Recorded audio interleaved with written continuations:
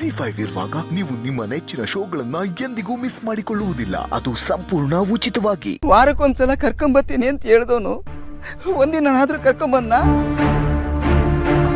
ನಾನು ಇಲ್ಲಿಗೆ ಬಂದು ನನ್ನ ಮೊಮ್ಮಗಳ ಮುಖನಾದ್ರೂ ತೋರ್ಸಯ್ಯ ಆದ್ರೆ ಆಗಲ್ಲ ಹೋಗು ಅಂತ ಧಮಕಿ ಆಗ್ತಾನೆ ಕಣವ.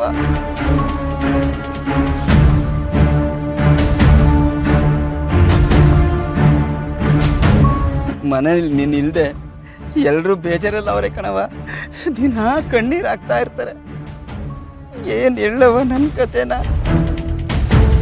ಸಿಹಿ ಇಲ್ಲೇ ಹೊರಗಡೆ. ಅಮ್ಮ ಒಂದ್ ನಿಮಿಷ ಕಾಲ್ ಮಾಡ್ತೀನಿ. ಸಿಹಿ ಯಾರ ಜೊತೆ ಮಾತಾಡ್ತಿದ್ದಾಳೆ?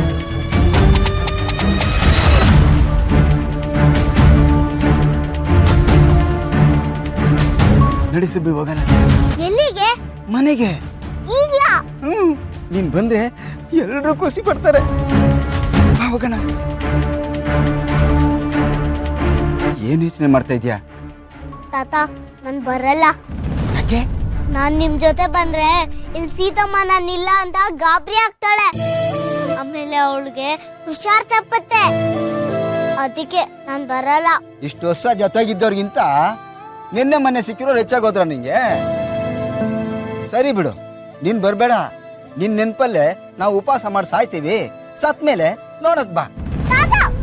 ಮಾತಾಡ್ಬೇಡ ನೀನು. ನನ್ಗೆಲ್ಲ ಅರ್ಥ ಆಯ್ತು. ನನ್ನ ನೋಡಕ್ಕೆ ನಿನ್ಗೆ ಇಷ್ಟ ಇರಲಿಲ್ಲ ಅನ್ಸುತ್ತೆ. ಅದಕ್ಕೆ ಶ್ರೀರಾಮ್ ದೇಸಾಯಿ ಹೆಂಗ ಅಂತಿದ್ದ, ನೀನು ಶ್ರೀಮಂತರ ಮನೆ ಸೇರ್ಕೊಂಬಿಟ್ಟೆ ಅದಕ್ಕೆ ಹಿಂಗಲ್ವಾ. ಇನ್ನ ಈ ಬಡವನ್ ಸವಾಸ ಯಾಕೆ? ಹೋಗು, ಒಳಕ್ ಹೋಗು. ಹಂಗೆಲ್ಲ ಹೇಳ್ಬೇಡಿ ತಾತ. ಮತ್ತಿನ್ನೇನು, ಬಟ್ಟೆ ಬಣ್ಣ ಭಾಷೆ ಬದಲಾದಂಗೆ ನಿನ್ ಬುದ್ಧಿನೂ ಬದಲಾಗದೆ. ಬೇಜಾರ್ ಮಾಡ್ಕೋಬೇಡಿ ತಾತ. ಸರಿ, ನಾನ್ ನಿಮ್ ಜೊತೆ ಬರ್ತೀನಿ.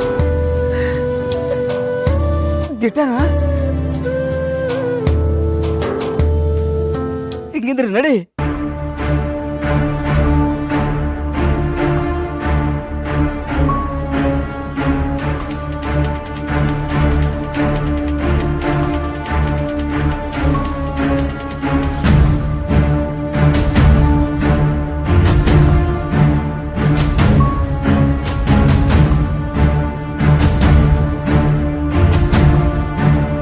ಟೆನ್ಷನ್ ಆಗ್ತಿದೆ ಮಗ.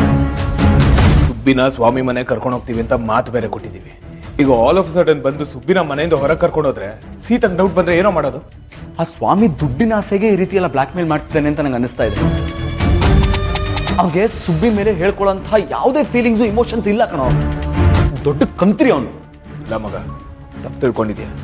ಇಷ್ಟು ವರ್ಷ ಸುಬ್ಬಿನ ಸಾಕಿದ್ದು ಆ ಸ್ವಾಮಿನೇ ತಾನೆ. ಸಾಕಿದನ್ ಮಗ, ಒಪ್ಕೊಂತೀನಿ.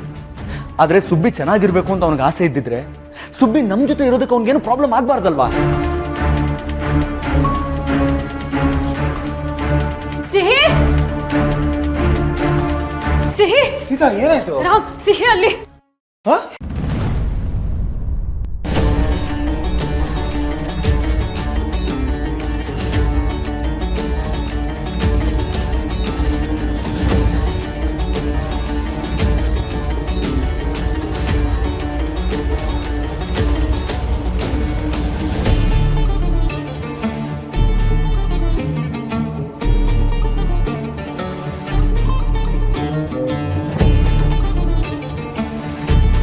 ZEE5 ಆಪ್ ಡೌನ್ಲೋಡ್ ಮಾಡಿ ಎಲ್ಲಾ ಸಂಚಿಕೆಗಳನ್ನು ಸಂಪೂರ್ಣ ಉಚಿತವಾಗಿ ನೋಡಿ.